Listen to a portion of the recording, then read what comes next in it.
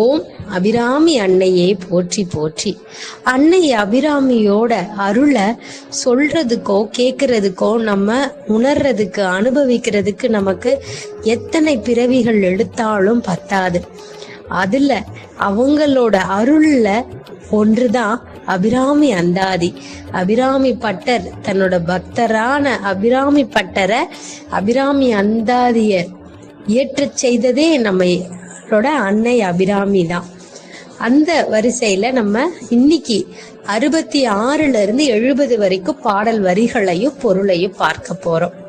அதற்கு முன்னாடி நம்ம அன்னை பராசக்தியோட அவதாரங்களை ஒண்ணு ஒன்னா பார்க்கலாம். இன்னைக்கு நம்ம பார்க்க போறது, இந்த பதிவுல பார்க்க போறது யார பத்தினா திரிபுர சுந்தரிய பத்தி நம்ம இன்னைக்கு பார்க்க போறோம். திரிபுர சுந்தரி தாயார் சக்தியோட வழிபாட்டு முறையில முதன்மை கடவுள். அவங்க லலிதை, ராஜேஸ்வரி முதலான பெயர்கள்லையும் அழைக்கப்படுபவள். 10 மகா வித்யாக்களில் ஒருத்தி ஆவாள். ஸ்ரீவித்யா என்று அழைக்கப்படும் இவளது முடிந்த முடிவே ஏனைய மகா வித்யாக்கள் ஆகும். ஆதிசக்தியின் மிக உயர் அம்சமான லலிதையே பார்வதியாக திகழ்கின்றாள். தாய் குழந்தையுடன் விளையாடுவது போல லலிதை தன் அடியார்களோட விளையாடுவாங்களாம். மாயையின் வடிவமானதால அவளே மகா மாயையும் ஆகின்றாள்.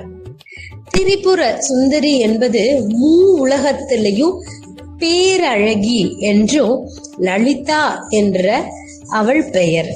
அவள் திருவிளையாடல்கள் புரிபவள் என்றும், ராஜராஜேஸ்வரி என்பது அரசர்களுக்கெல்லாம் அரசி என்றும் பொருள்படும்.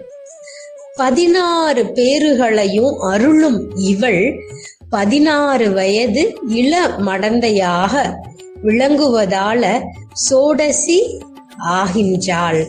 வடமொழியில சோடசி என்பது 16 ஆகும். நம்ம தமிழர்களோட சைவ திருமண சடங்குகள்ல எல்லாம் கூட என்ன எல்லாரும் வாழ்த்துவாங்கன்னா 16 பெற்று பெருவாழ்வு வாழ்க. அந்த 16 பேர்களையும் அருளக்கூடியவள் தான் நம்மளோட அன்னை அபிராமி. அது என்ன அந்த 16 அப்படின்னா, அன்பான துணை, கபடற்ற நட்பு, கலையாத கல்வி, குறையாத வயது, குன்றாத வளமை, கோணாத செயல், சலியாத மனம், பரவசமான பக்தி, பிணியற்ற உடல், போகாத இளமை, மாறாத வார்த்தை, தடையற்ற கொடை, தவறாத சந்தானம், தாழாத கீர்த்தி, துன்பமில்லா வாழ்வு, தொலையாத நிதி, தவறாத சந்தானம், சந்தானம்னா வாரிசு, தாழாத கீர்த்தி, கீர்த்தி என்றால் புகழ், பெருமை, கௌரவம், மரியாதை, மேன்மை என்று பொருள். சிவனால எரிக்கப்பட்ட காமனின் சாம்பலிலிருந்து தோன்றிய பண்டன் என்னும் அரக்கன் சோனிதபுரத்தை தலைநகராக கொண்டு பூவுலகை ஆண்டதுடன் தேவர்களையும் துன்புறுத்தி வந்தான். தேவர்களின் கோரிக்கைகளுக்கு இணங்க தேவியும் ஈசனும் மகா காமேசுவரனாகவும் திரிபுர சுந்தரியாகவும் தேவர்கள் வளர்த்த சிதக்னி குண்டத்தில் தோன்றினர். காமனின் ஆயுதங்களான கரும்பும் வில்லும் மலர்பானமும் தாங்கி தேவி தனது சேனை புடைசூழ பண்டனையும் அவனது படையையும் கொன்று ஒழித்தாள். பேரழகின் இலக்கணமாக லலிதையை சித்தரிப்பது வழக்கு. பாசம், அங்குசம், கரும்புவில், ஐம்மலர் அம்புகள் என்பன 4 கரங்களில் தாங்கியவளாக பிரம்மன், திருமால், ருத்ரன், மகேஸ்வரன் ஆகியோர் கட்டில் கால்களாக விளங்கும் அரியாசனத்தில் மகா காமேஸ்வரனாகிய சதாசிவனின் மடியில் அமர்ந்து அலைமகள் கலைமகள் கவரி வீச வீற்றிருப்பாள். அமிர்த கடலின் மத்தியில் உள்ள ஸ்ரீபுரம் என்னும் ஸ்ரீ சக்கர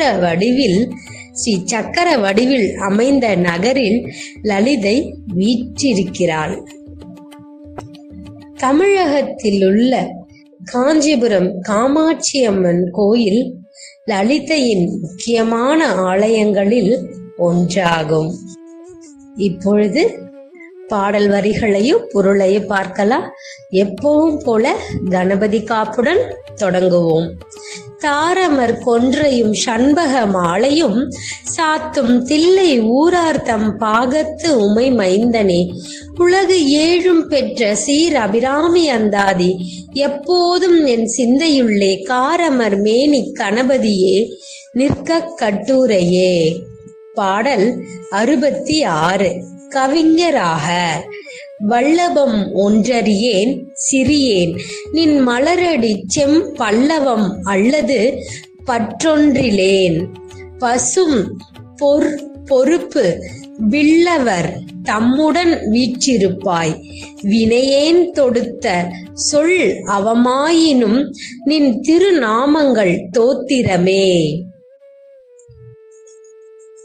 வல்லபம் ஒன்றறியேன் சிறியேன், நின் மலரடி செம் பல்லவம் அல்லது பற்றொன்றிலேன், பசும் பொறுப்பு வில்லவர் தம்முடன் வீற்றிருப்பாய், பிணையேன் தொடுத்த சொல் அவமாயினும் நின் திருநாமங்கள் தோத்திரமே. பாடலின் பொருள்: பெரும் செயல்கள் செய்யும் வல்லமையையும் சாமர்த்தியமும் உடையவன் இல்லை, மிகச் சிறியவன். சிவந்த தளிர் போன்ற உன் மலரடி திருவடிகளை தவிர்த்து வேறு ஒரு பற்றுதல் இல்லாதவன் நான். பசும்பொன்னால் ஆன மேருமலையை வில்லாக எடுத்த சிவபெருமானுடன் அமர்ந்திருப்பவளே, தீவினைகள் பல புரிந்துள்ள நான் தொடுத்து தரும் இந்த சொற்கள் உன் பெருமைக்கு ஏற்புடையதாக இல்லாமல் இருந்தாலும் அவை உன் திருநாமங்களை சொல்லி துதிக்கும் துதிகள் என்று ஏற்றுக்கொள்ள வேண்டும். அன்னை அபிராமி தாயே, பசுமையான பொன்மலையை வில்லாக உடைய சிவபெருமானின் இடப்பாகத்தில் அமர்ந்தவளே, நான் அறிவே இன்னதென்று அறியாதவன், மிகவும் சிறியவன். நின் மலர்பாத துணையன்றி வேறொரு பற்றும் இல்லாதவன். ஆகையால் பாவியாகிய நான் உன்னை பாடிய பாடலில் சொற்குற்றங்கள் இருப்பினும் தாயே, நீ தள்ளிவிடுதல் ஆகாது. ஏனெனில் அது உன்னை பாடிய தோத்திரங்களேயாகும். பாடல் 67. பகைவர்கள் அழிய தோத்திரம் செய்து தொழுது மின்போலும் நின் தோற்றம் ஒரு மாத்திரை போதும். மனத்தில் வையாதவர் வன்மை குலம் கோத்திரம் கல்வி குணம் குன்றி நாளும் குடில்கள் தோறும் பாத்திரம் கொண்டு பழிக்கு உழலா நிற்பர் பார் எங்குமே. தோத்திரம் செய்து தொழுது மின் போலும் நின் தோற்றம் ஒரு மாத்திரை போதும். மனத்தில் வையாதவர் வன்மை குலம் கோத்திரம் கல்வி குணம் குன்றி நாளும் குடில்கள் தோறும் பாத்திரம் கொண்டு பழிக்கு உழலா நிற்பர் பார் எங்குமே. பாடலின் பொருள்: உன் துதிகளை பாடி உன்னை தொழுது மின் போலும் நின் தோற்றம் மின்னலை போன்ற உன் திருவுருவத்தை ஒரு மாத்திரை பொழுதும் மனத்தில் வைத்து தியானிக்காதவர்கள். மாத்திரை என்றால் எழுத்துக்களை ஒழிப்பதற்கு எடுத்துக்கொள்ளும் நேர அளவு.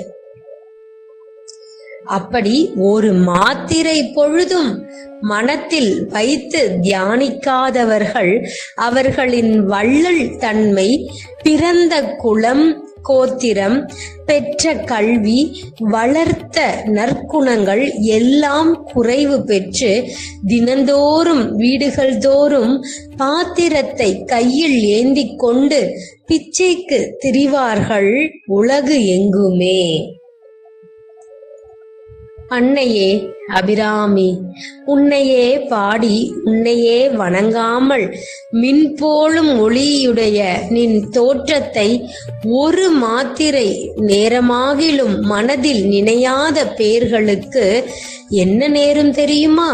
அவர்கள் கொடை குணம், சிறந்த குலம், கல்வி குணம் இவையெல்லாம் குன்றி குறைந்து வீடு வீடாக சென்று ஓடேந்தி உலகெங்கும் பிச்சை எடுத்து திரிவர். பாடல் 68.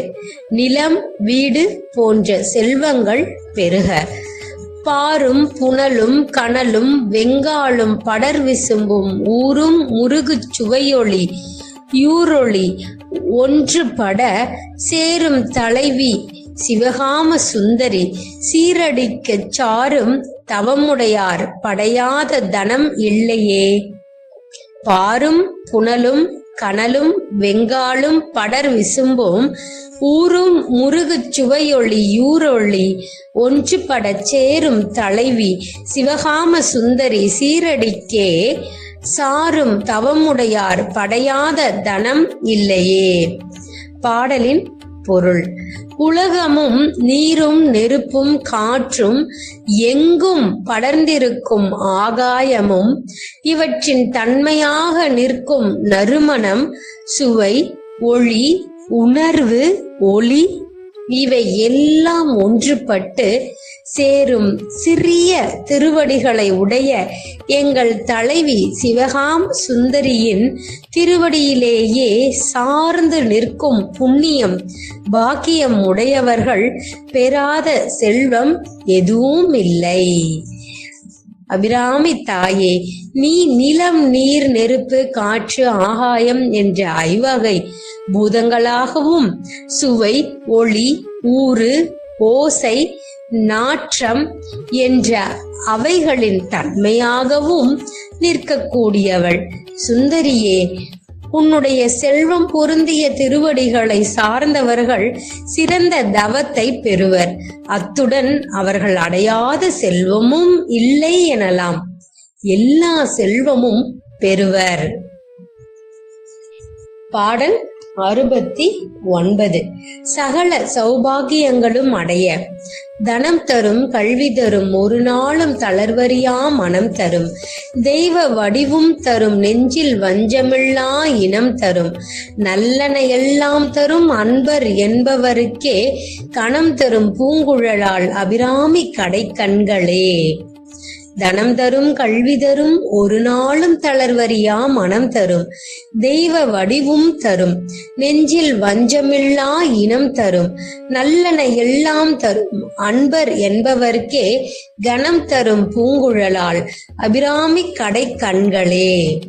பாடலின் பொருள்: எல்லா விதமான செல்வங்களும் தரும், எல்லா விதமான கல்வியையும் தரும், என்றும் சோர்ந்து போகாத மனமும் தரும், தெய்வீகமான உருவத்தையும் தரும், உள்ளொன்று வைத்து புறமொன்று பேசாத நண்பர்களை தரும், இன்னும் என்னென்ன நன்மைகள் எல்லாம் உண்டோ அவை அனைத்தையும் தரும், எல்லோரிடமும் அம்மையிடமும் அன்புடன் இருக்கும் அன்பர்களுக்கே எல்லா பெருமையையும் தரும். பூவினை சூடிய கூந்தலுடைய அபிராமி அன்னையின் கடைக்கண் பார்வையே. அபிராமி தாயே, வேகம் போலும் அடர்ந்த கூந்தலை உடையவளே, நின்னுடைய அருள் பெருக்கும் கடைக்கண்களை வணங்கினாலே போதும். அக்கண்களே அடியார்களுக்கு சிறந்த செல்வத்தை தரும், நல்ல கல்வி தரும், சோர்வடையாத மனத்தை தரும், தெய்வீக அழகை தரும், நெஞ்சில் வஞ்சம் களவாத உறவினர்களை தரும், நல்லன எல்லாம் கிட்டும். பாடல் 70.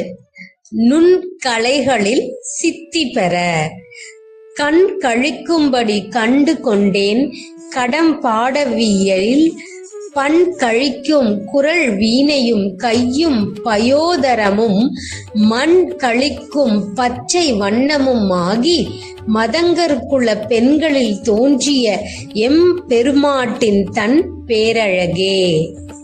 கண் கழிக்கும்படி கண்டு கொண்டேன் கடம் பாடவியில் பண் கழிக்கும் குரல் வீணையும் கையும் பயோதரமும் மண் கழிக்கும் பச்சை வண்ணமும் ஆகி மதங்கற்குல பெண்களில் தோன்றிய எம்பெருமாட்டிதன் பேரழகே.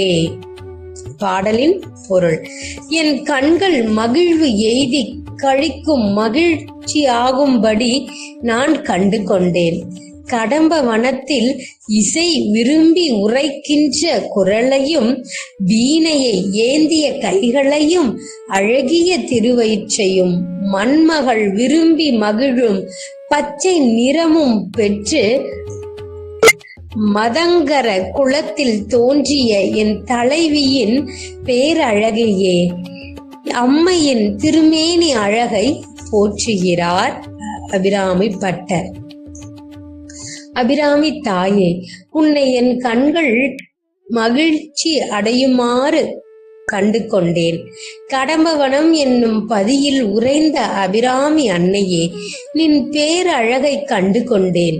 பண்ணும் விரும்புகின்ற குரல், வீணை தாங்கிய அழகிய கரங்கள், திருமுலை தாங்கிய திருமார்பு, மண்மகள் மகிழும் பச்சை நிறம், இவைகள் எல்லாம் கொண்ட மதங்கர் என்னும் குலத்தில் தோன்றிய பேரழகானவளே, உன்னை கண்டு கொண்டேன்.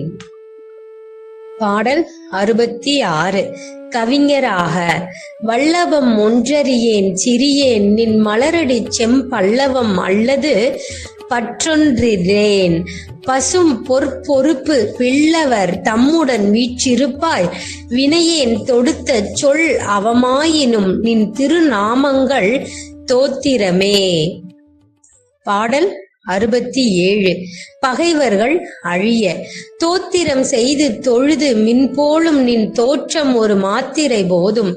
மனத்தில் வையாதவர் வன்மை குலம் கோத்திரம் கல்வி குணம் குன்றி நாளும் குடில்கள் தோறும் பாத்திரம் கொண்டு பழிக்கு உழலா நிற்பர் பார் எங்குமே.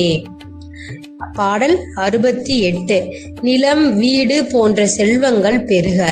பாரும் புனலும் கனலும் வெங்காலும் படர் விசும்பும் ஊரும் முருகு சுவையொளி யூரொளி ஒன்றுபட சேரும் தலைவி சிவகாம சுந்தரி சீரடிக்கே சாரும் தவமுடையார் படையாத தனம் இல்லையே. பாடல் 69. சகல சௌபாகியங்களும் அடைய. தனம் தரும் கல்வி தரும் ஒரு நாளும் தளர்வறியா மனம் தரும் தெய்வ வடிவும் தரும் நெஞ்சில் வஞ்சம் இல்லா இனம் தரும் நல்லன எல்லாம் தரும் அன்பர் என்பவருக்கே கனம் தரும் பூங்குழலால் அபிராமி கடை கண்களே. பாடல் 70. நுண் கலைகளில் சித்தி பெற கண் கழிக்கும்படி கண்டு கொண்டேன்.